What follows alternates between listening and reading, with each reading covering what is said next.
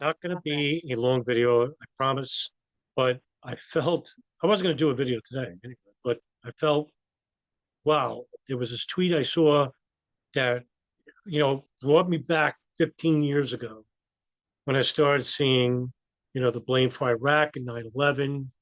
Um, Now I'm seeing that this like propaganda about why the attacks took place coming back almost like an ex-girlfriend trying to reignite a relationship that failed really bad 20 years ago. All right, so the tweet is basically from Dan Bernal. I'd never heard of him. He's actually the founder of the Project X, defending democratic values. What the fuck that means? National security and foreign policy countering Islamic terrorism. Jihad czar. A former Muslim from Jordan. Okay, this is what he wrote.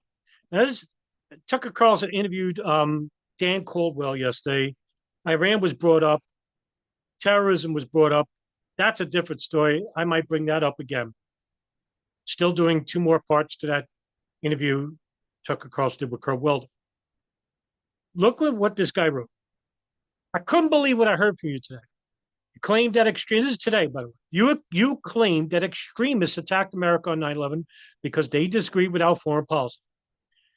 And then warned against going to war with Iran because we don't know how many Iranians have entered the United States under Joe Biden, and who knows what they might do. Like, they never did anything to begin with. This guy is forgetting about 70 years of, when we interfere with their elections with Prime Minister Mohammad Mossadegh, which led to the rise of Reza Pahlavi, the Shah of Iran, and the bread riots, and how he basically deposed many of the minorities in Iran, including his own countrymen, which led to a rise of those people because he was a corrupt Western-backed fucking leader. This is a deliberate distortion of truth, one that dangerously reshapes the American collective conscience and plays right into the hands of the U.S. enemies. We only have enemies because of what we do. This is not, it's like talking to a Israeli supremacist, like a Kahanist. And this guy might have been a jihadist. He still is. And he speaks like one. The 9/11 attacks weren't a geopolitical tantrum. They were a doctrinal fulfillment. What I'm going to show you is demonstrably flatten this argument. The men who hijacked those planes chanted Allahu Akbar as they flew civilian airliners at the towers. God is great. Why? Because they were acting on a theology that views the existence of the West and its freedom, secularism, and democracy as an abomination. True. Wahhabism, which is not Islamic, by the way, and this guy knows that, but he wants to, as you can see, the narrative is to demonize Muslims. End of story. To say they were attacked because of foreign policy is like saying Charles Manson killed because of bad housing laws. Charles Manson really didn't give a definitive answer why he killed anybody. He never personally did. He ordered people to. By whitewashing Islamic jihad, reducing it to a policy dispute instead of what it is, a totalitarian religious ideology that demands the entire earth submit to the will of Allah, enforced through Sharia and spread by blood. An impossible achievement. Could never happen now with the age of nuclear technology. It's the reason why they tried to invoke this caliphate of sorts in Afghanistan in 1989. The Taliban couldn't. I mean, the closest is right now. They have the country of Syria and Afghanistan, and it's not through, without our help. Indirectly, of course. You say we don't know how many Iranians have entered the United States, implying fear. Unless we engage in a war with Iran based on who? Us? Not just us, but Israel and Saudi Arabia. Based on what? Theology differences? It wasn't the Iranians who propagate Salafi jihadism. That would be the Gulf. That would be Saudi Arabia. That would be Pakistan, right? But you're somehow, and this is what I'm seeing from Tucker Carlson and Dan Caldwell, even through indirectly Kurt Weldon. You know, I'll give Kurt Weldon some leeway here because he's getting intelligence from other people, and he's not saying it directly. He's just repeating what he heard from people that he trusts, right? But to this guy, he should know fucking better. That's why I'm really ripping into this guy. Because Iran has nothing to do with religious jihadism, martyrdom operations. This is strictly a takfir ideology that originated where? Egypt,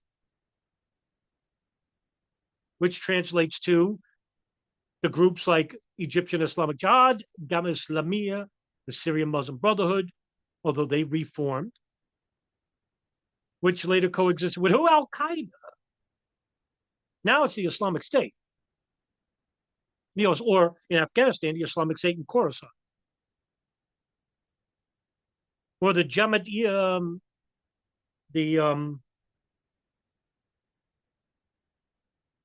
I forgot the name of that group in Pakistan, Tehreek-e-Taliban or something like that. If the U.S. goes down that road, changing policy so Tehran smiles, so Pyongyang comes down, you'll be ruled by not principles. Should America tailor its foreign policy to keep potential terrorists happy?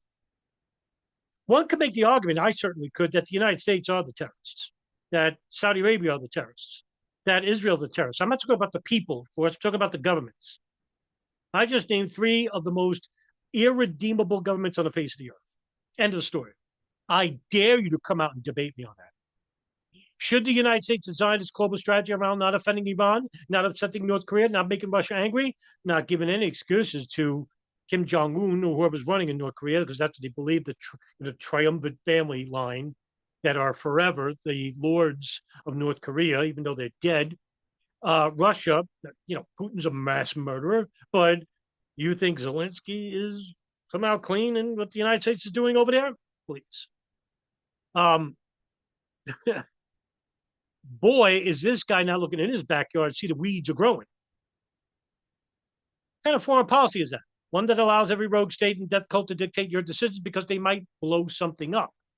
Well, we're blowing shit up all around the fucking world. We're the ones with the military bases all around the world. You're regurgitating the exact same propaganda that jihadists push, that America is the villain, that attacks are just blowback. This is exactly right. One doesn't wake up to be a terrorist and says, I'm just going to, you know, because of what I believe that women are wearing short skirts in fucking New Jersey and we're going to blow up something. No, they don't do that. And this guy knows this. And because that's why I think he's full of shit. And I'm going to not just prove with my mouth, but I'm even going to show you videos of actual terrorists telling you why they're attacking the United States in the first place. Okay? Now, he said earlier,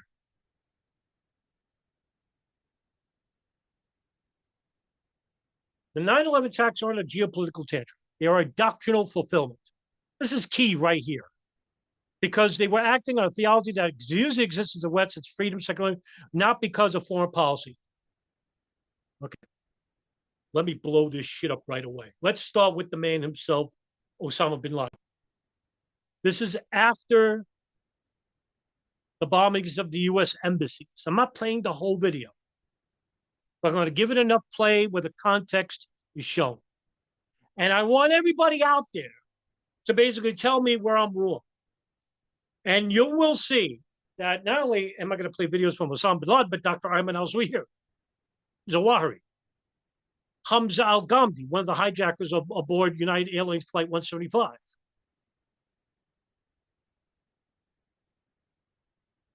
And I don't think I need to play anymore, but I'm going to show you what these people had to say. Watch. And listen to yourself.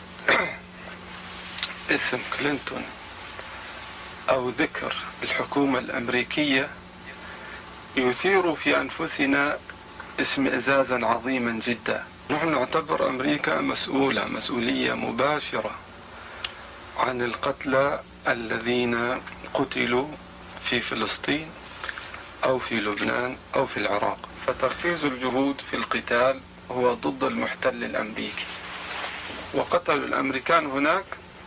خرجت أمريكا هاربة منهم وهم ما زالوا هناك. فإن بدا لأمريكا أنه ما زال فيها قوة بعد هذه الإهانات المتلاحقة لكبريائها من فيتنام إلى بيروت إلى عدن إلى الصومال، فلترجع إليهم فإنهم ينتظرونها هناك. ولكن أقول إذا كانت الحكومة الأمريكية جادة في أن تتجنب الانفجارات في داخل أمريكا، فلتكف عن استفزاز مشاعر 1250 مليون مسلم. وإن هؤلاء الذين قتلوا واضطهدوا في العراق وفي فلسطين وفي لبنان بمئات الألوف لهم أخوان ولهم أقارب. تصرفات أمريكا، تصرفات الحكومة الأمريكية هي التي ستدفع. Okay, that's Osama bin Laden. Next up, Dr. Ayman al-Zawahiri. يمكن أن ننتقل للعراق. تفضل. في خطاب بوش الأخير في 9 سبتمبر الذي أشرنا إليه في بداية حوارنا، زعم أن أمريكا قد انتصرت في العراق، فما تعليقكم عليه؟ تعليقي أولا أن بوش في نفس الخطاب أقر بهشاشة النصر الذي يزعمه. العنف قل وهذا استمر على مدى أشهر، بينما التقدم ما زال هشا في العراق وقابل لأن يرتد. كما صرح بترايوس بأنه لم يعلن أبدا النصر في العراق، وأن الإنجازات الحالية هشة وقابلة للانتكاس، وأن على الولايات المتحدة أن تواجه تهديدات طويلة المدى في العراق. وكذلك صرح بترايوس بأن الموقف في العراق كان شاقا وميؤوسا منه، hard and hopeless، ولكنه تحول إلى شاق ومأمول فيه، hard but hopeful. فهل هذا انتصار؟ ثانيا، في كل تصريحات بوش وفي الإعلام الأمريكي الرسمي هناك معامل للكذب لا يقل عن 50%، وكلنا يذكر قصة أسلحة. By the way, he also indirectly, whether he knows it or not, Dr. Ayman al-Zawahiri, is going to make fun of the 9/11 truth movement's conspiracies. Because he mentions this. And for those in the know, watch what he has to say. And you'll understand. Comment in the section below. الدمار الشامل في العراق وعلاقة صدام بالقاعدة وبأحداث سبتمبر، وإعلان بوش انتهاء العمليات العسكرية الرئيسية في العراق بعيد الغزو، ومعزوفة بقايا القاعدة والطالبان المملة، والفشل الكلوي لدى الشيخ أسامة حفظه الله، والمحاولات العديدة لقتل العبد الفقير. حسنا سنعود لمحاولات القتل هذه. There you go, right? Okay. Now, let's go to Hamza al-Ghamdi. This is a martyrdom will video that he made, right before the 9/11 attacks, right? Okay. So, what does he say here, right? Where is the play button? غزو العدو لديار المسلمين، وأسألكم بالله ماذا عن أسر المسلمين الذين أسرهم العدو الكافر من الأمريكان وغيرهم، فما حكم الجهاد. He's talking about Muslims being killed and captured in Iraq and Afghanistan. فذلك شيخنا المجاهد عمر عبد الرحمن فك الله أسره، لا imprisonment of Rahman. The Muslims in jail in the United States. And so I could go on and on. I have, a lot of these hijackers video wills. None of them really talk about the spread of Wahhabism and spread of Islam as being a motivating factor. I'll throw in another one. Osama bin Laden. There's a rare video I downloaded years ago. This is at the Al Farouk training camp. This is July of 2001. 2 months prior to the 9/11 attack. In fact, the muscle hijackers are already here. Right? What is he talking about here? You tell me, right? What is he talking about here? وجهان لعملة واحدة. فإذا شفت خصمك مسك ابنه اليمين وعمل لها تحصينات شديدة جدا جدا، فما تضيع وقتك إلا تضرب الإذن اليمين، اقطع اليسار هو يموت، المحصلة واحدة. فالأمريكان منتشرين في الأرض وليس عندهم عقيدة مثل اليهود في أن يبقوا في فلسطين، وهم ظهير لليهود. وبعد أن ضربوا في الخبر جاءت الهيئة الإعلامية الفضائية CNN. He's talking about Palestine. He's talking about our foreign policy with Israel. Now, years ago, Ramzi Youssef, the 1993 World Trade Center bomber, was sentenced to 240 years. But before that, Judge Duffy, who was the judge in that case, actually allowed him to speak. And basically, he gave a statement in court. Now, I always tell people, if you want to understand why the terrorists, Islamic fundamentalists, why they do what they do, right? Just listen to them. Because unlike any other criminal, the Islamic fundamentalist will basically tell you what they're doing before they do it and the motivations behind it. Okay? Now, I'm going to read you the statement that was made by Ramzi Youssef. Okay? But I am going to basically, I had it up and I X'd it out. So,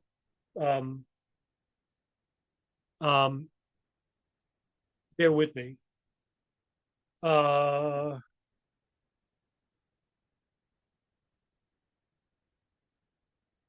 Shit, damn it.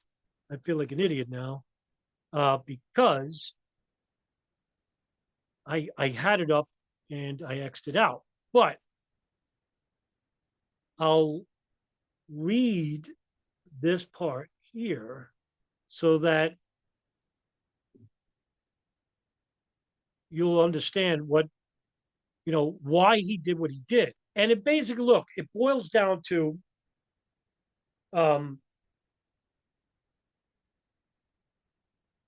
what U.S. foreign policy really is. And it's not just like within the next 20 years, okay? This is basically about the history of the United States in the last 100 years, okay? So I'm going to, okay, I got it.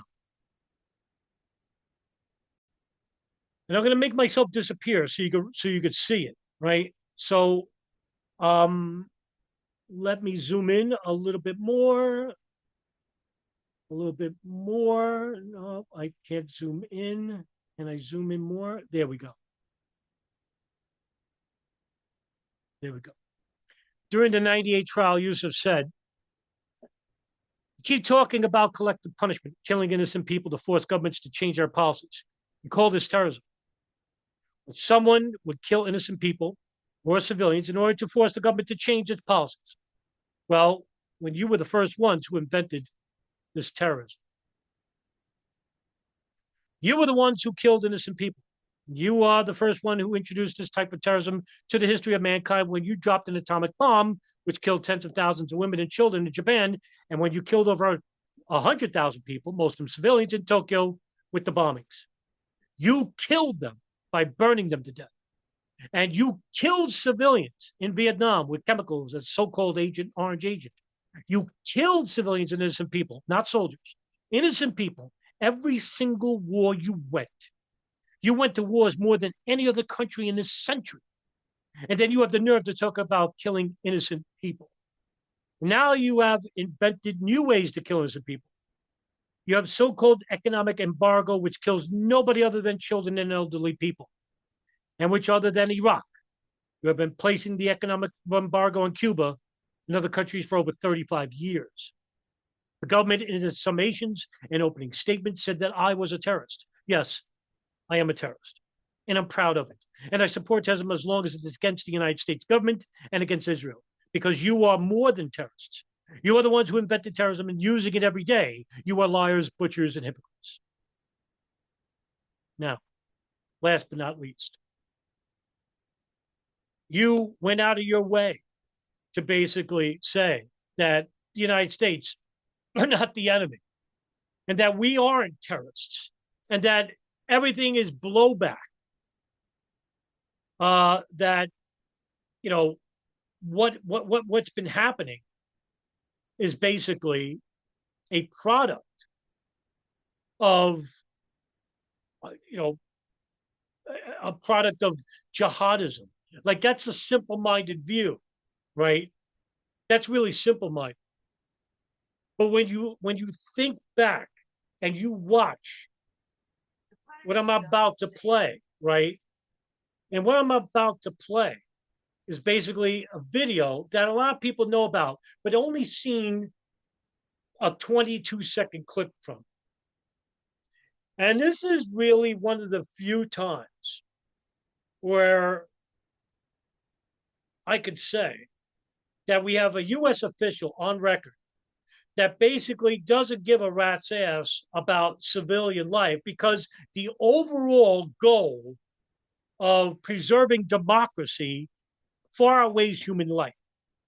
Now, this is a May 12th, 1996 interview between 60 Minutes and Secretary of State Madeleine Albright under the Clinton administration. Everybody knows about this, but they hardly ever saw the 3-minute clip I'm going to show you, which even makes it fucking far worse. And here you have it, right?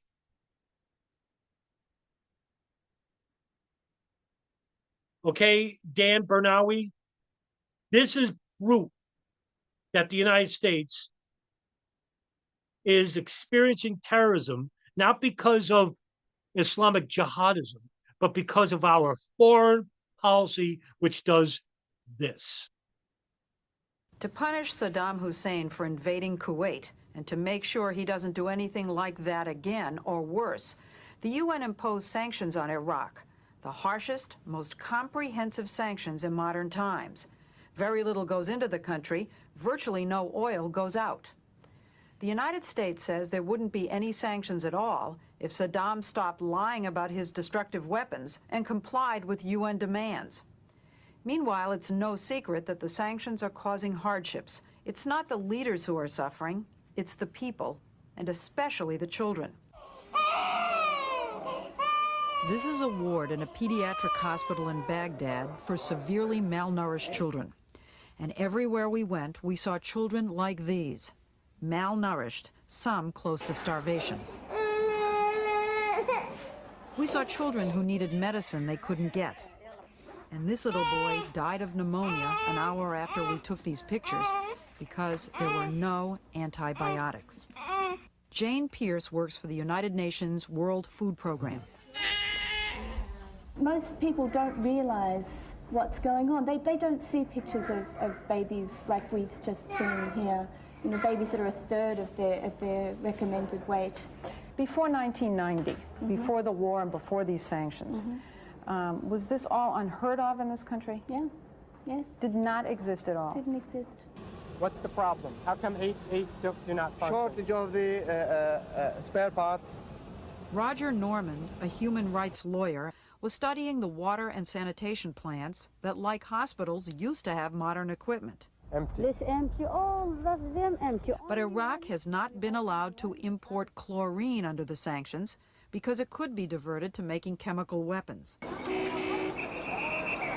Before sanctions, Iraq was one of the most industrialized and westernized countries in the Middle East with a large middle class. But under the sanctions, Iraq has been forbidden to sell oil. So even though the sanctions would allow the country to buy food and medicine, Saddam Hussein claims they don't have enough money to buy them.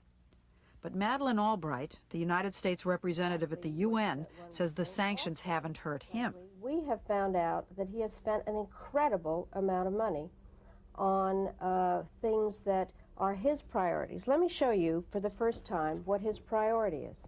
This is the presidential yacht. And he's bought this since the sanctions went into effect? He has used it. It takes upkeep.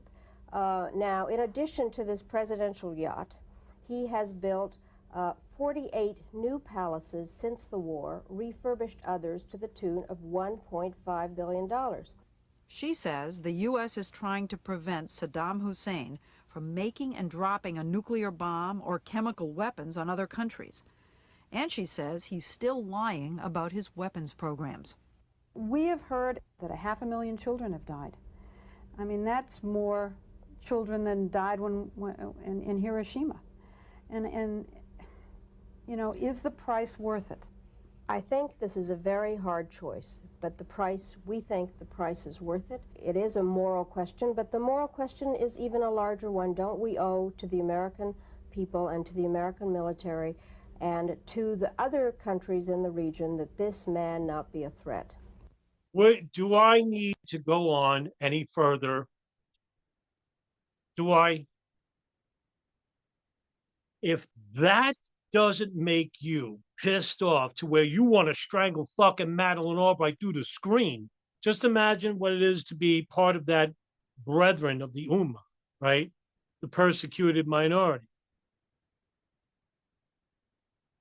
right? Even though there are ideological indifferences between the Hassan Hussein Ba'athist Party and Al-Qaeda, but they'll defend the common people.